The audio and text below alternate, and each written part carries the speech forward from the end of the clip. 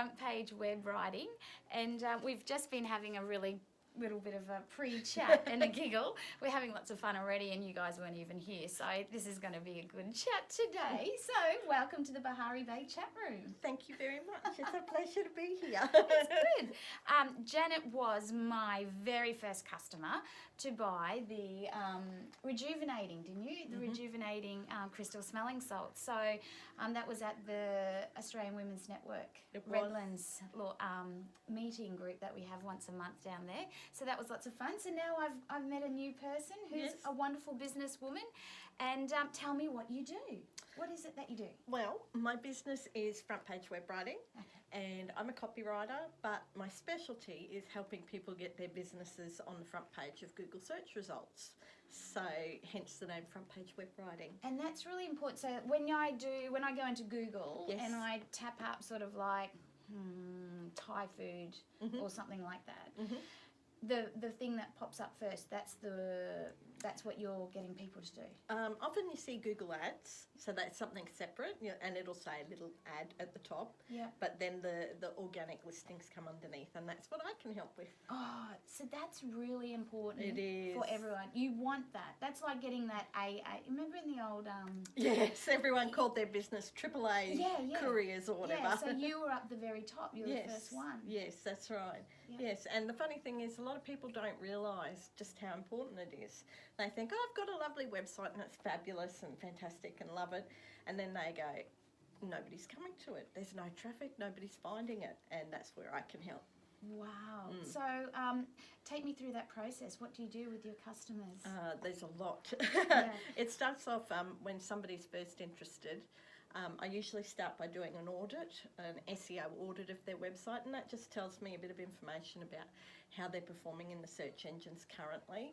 And from that, I'm able to make recommendations of how they can improve their performance. And it boils down to, SEO boils down to three things mostly. First one is your technical side, and that's not me. I'm not a tech bunny, but there are things you can do. Google does take into account, it likes websites that load quickly, needs to be mobile responsive, and needs to start with the HTTPS, which is the secure website. So things like that are important. I have heard those three things. Yes.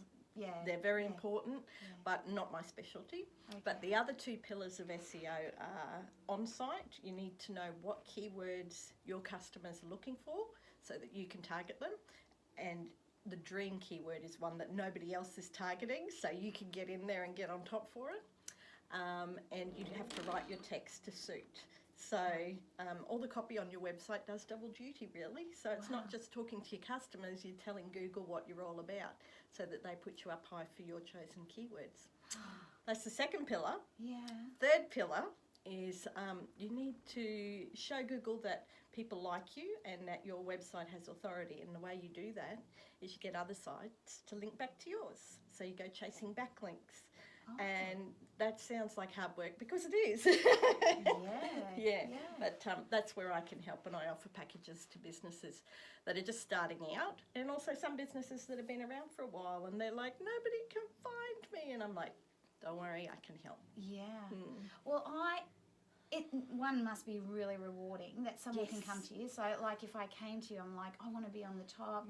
When people are looking up massage or coaching or anything like that, now with the crystal smelling salts, like I want to be up the top, because you don't want to be scrolling through looking for so much stuff. We have a joke in SEO circles.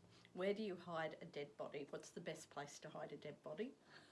On the second page of Google search results. I don't think nobody goes there. I didn't even know there were second pages. Isn't it just the top? Oh, no. See? Plenty of pages.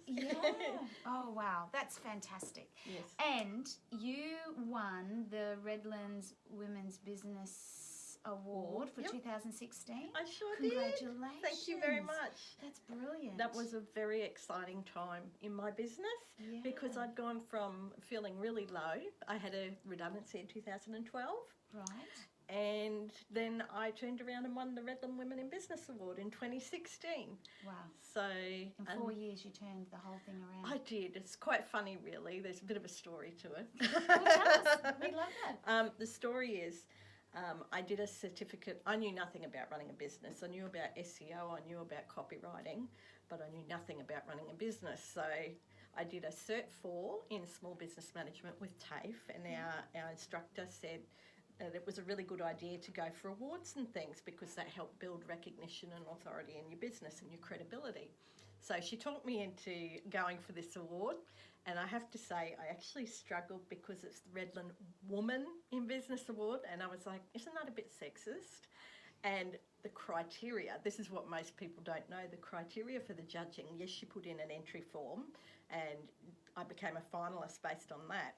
But the actual judging, we had to give presentations. There was about 6 finalists. We had to give presentations. Standing up like in front of the in judges, front of the Redland Women in Business meeting, and we had to give I think it was a 5 or 10 minute presentation on how we managed that work-life balance.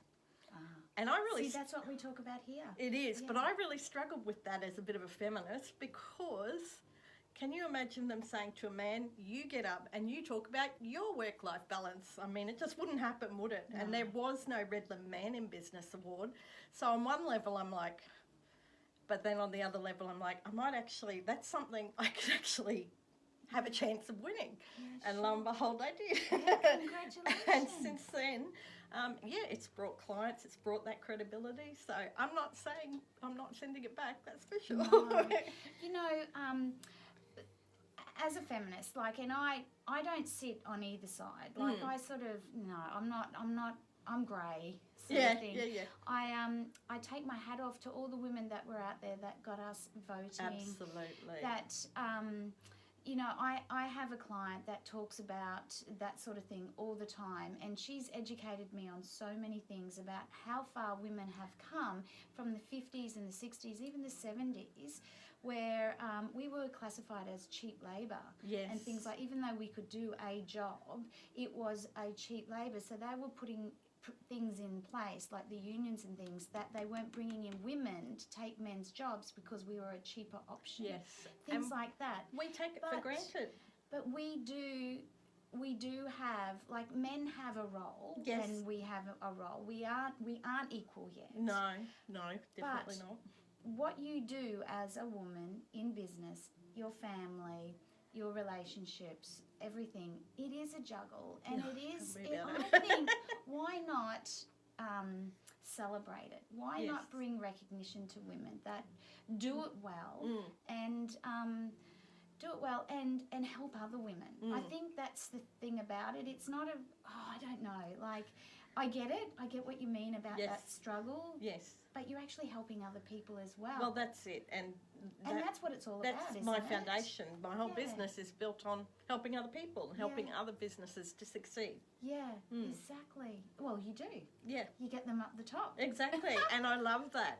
It is very rewarding. It takes time, and that's something I have to make sure I tell all my clients. Like, I can't do it like that. Yeah. It does take time. We're talking months and years, but it works. And I don't know any other marketing strategy that gives you years of return on investment. Exactly. Yeah. Oh, well, congratulations on that. All of that. That's fantastic. That was a bit of a growth thing for you too, I bet. Huge. Had you been used to standing up in front of a panel and things like that before? I had, but it had been a very long time, so I was very nervous. Yeah. I do it a lot more now because I teach SEO and I do workshops and things. I've got a workshop coming up shortly that I'm doing for the 5 Foot Rope Business Connective. I'm I'm their speaker for their breakfast meeting on the 7th of August. So I'm going to teach people about the magic of SEO because I think it's something that's really important for every business owner to know. Okay, bigger business might think I'm going to outsource it. Why do I need to know? But you need to know what you're paying for. Yeah. And people don't. And I see so many people getting ripped off that I've made it my personal mission to make sure people at least understand the basics. So that's your values coming into that well. Yeah, personal values coming through to your business. Yep, absolutely. Oh, Janet, that's lovely. It's really lovely. Thank you. It's great to chat to you. So tell me, what was this thing you were talking about before, a blog? You do a blog. I do. Yeah. So you not just run a business, you do a blog as well. Yeah. I'm a writer. What can I say? And I like to write. And I've been writing for years. I started off writing letters for pen pals, and when my kids were young, I ran a magazine for a little while because I couldn't find a magazine I wanted to read, so I started my own. As you do.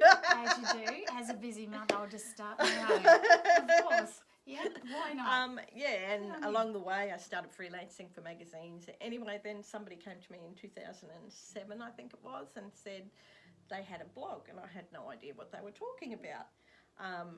And ended up falling in love with it because I love the immediacy of just being able to write something, hit publish, and it's out there. Yeah. When you write for magazines, people don't realise there's a really big lead time. Like, we're in July now, and magazines would be putting their Christmas issue to bed now. Yeah. You know, most people haven't even thought about Christmas. I'm picking what colour my decorations will be for Christmas this year. So I am one of those crazy people. Truly. Go on, sorry. So yes, there's a very long lead time, and even then often it gets published in a magazine, and that's really exciting to see your work in print, but often you don't hear back. You don't hear any response, and blogging is completely different. It's immediate, and people can comment, and you can have conversations, and I just love it. It's great fun. I can imagine that. Yeah, so I'm going to have to jump over and have a look. Yeah, I'm so crazy that I do it for work. Give it a plug.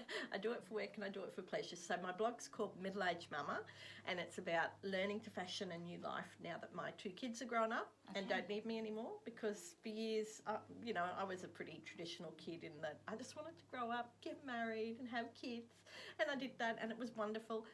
And then they grew up and they didn't need me anymore. And I was like, well, now what do I do? One of them left home even. I'm like...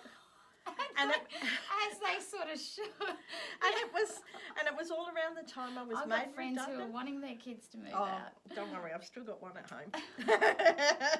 I'm waiting. He's 25. I'm like, okay, it's time. So it was a real upheaval in my life, being made redundant and deciding to start a business and starting a blog at the same time, as you do, because, well, I had nothing better to do.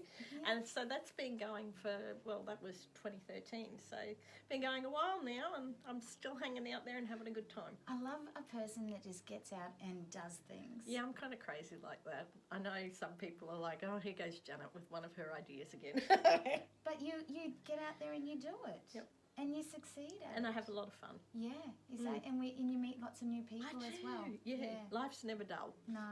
So who's on your life team at home now then? So how many children did you have? I have 2. Yeah. I have a 25-year-old son who's just finished uni and started working this year, so he's still at home. Yep. Saving up to move out. Of course. Yeah. And my daughter is 22, and she's always been very independent, and I don't know where she gets that from.